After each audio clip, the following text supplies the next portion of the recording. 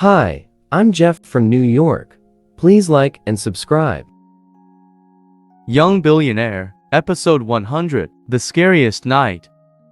Jeff got a taxi and quickly arrived at the airport terminal. When she saw him, Elsa waved excitedly. Jeff sighed and walked over to her. When he saw the bruises on the corner of her mouth, he was quite surprised. He thought her foot or arm would be injured. He would never have suspected that her mouth injury was caused by Matthew. Let's go. Where is your home? He picked up her luggage and walked with her to the side of the road. They called a taxi and drove to her building. He helped her carry her luggage up to her apartment where she lived alone. Thank you so much, Jeff. Let's have dinner together. I'll make it. She looked at him passionately. No need. If there is nothing else, I'll be leaving. With that, he walked toward the door. Wait a minute.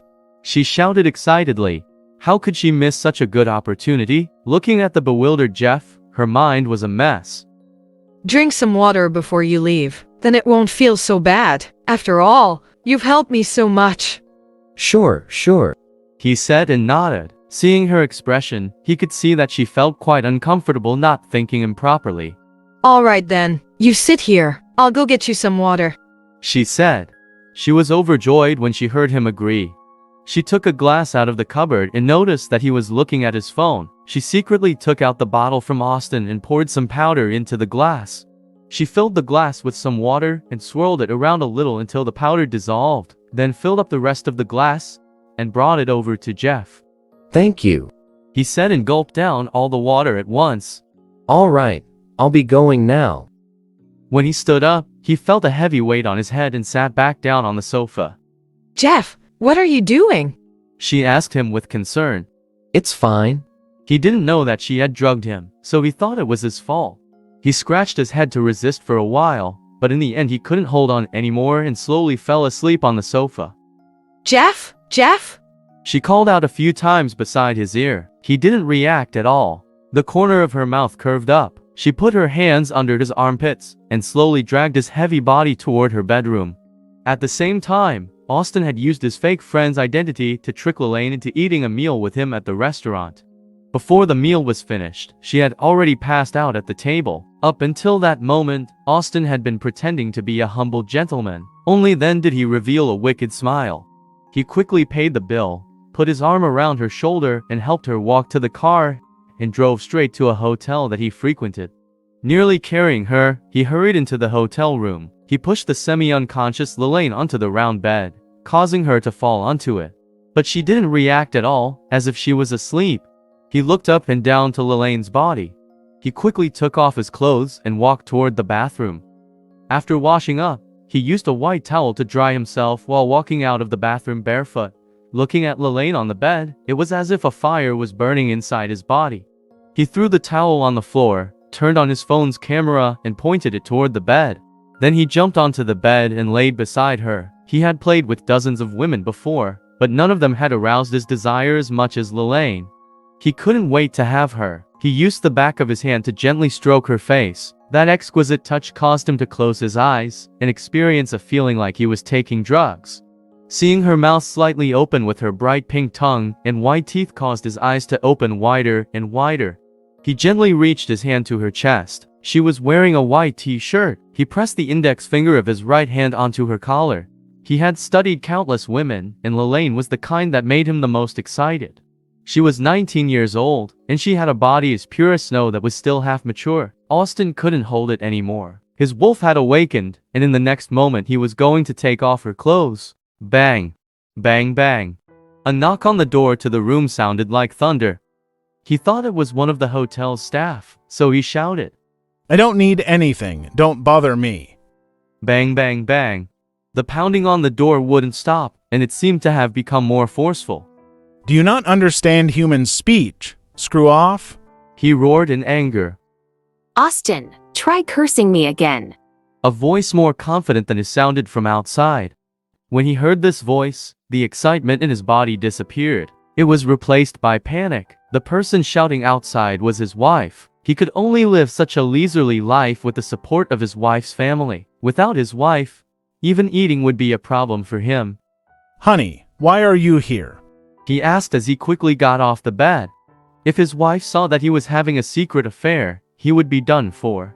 Wait a moment, I just finished my shower. Listening to his wife pounding on the door, he was scared out of his wits. He carried Lelaine in a panic. He tore off the bed sheets and tied the sheets around her armpits. Now he had no choice but to hide her. He quickly continued to wrap her in the sheets. He tied a knot around her body, carrying her to the window and gently slung her body out of the open window, so she hung there in hiding. He had done this before, during an affair with someone else when his wife came back. This was the 4th floor. Austin hung Lelaine out of the window by tying one end of the bedsheet to the open frame and closed the window. There was a sill outside, and as long as the window was not opened, she wouldn't fall down.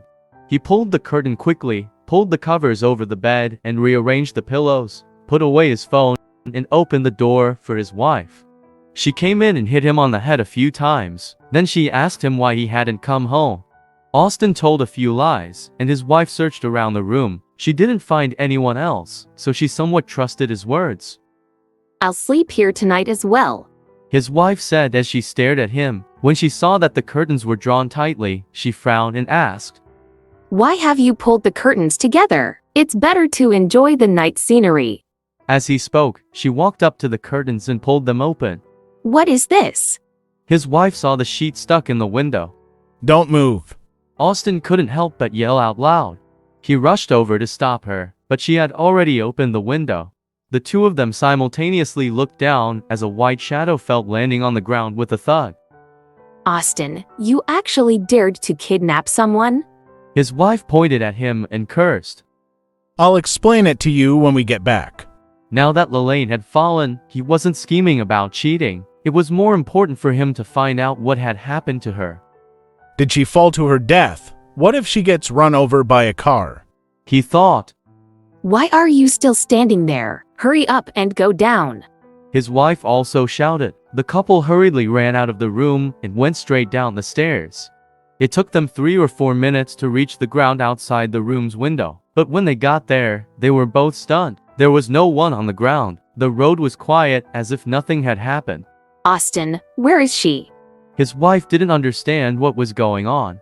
How should I know? Maybe she was taken to the hospital by a passing car, or maybe someone else saved her. He was extremely nervous. If Lelaine was sent to the hospital, she would definitely find out about. Let's go home, he said in confusion. You kidnapped someone, threw them out the window, and you want to go home? His wife scolded him angrily. What do you think I should do? Don't forget it's because of you that she fell down. You better pray that she isn't dead, he said fiercely to her. The two of them checked out of the hotel and went home. Several cars had driven by in that quiet road, and the hotel staff had come out to see what the commotion had been about. However, no one had noticed that a girl had fallen from a 4th floor window. The following day, Jeff opened his eyes with a fearful feeling that he couldn't shake off the previous night. He had a nightmare and he was still in a state of agitation. Then, in an instant, he realized that he wasn't in the dormitory. Where am I? He thought. He turned his head to the side and found a woman leaning on his chest with her shoulder exposed. His body trembled.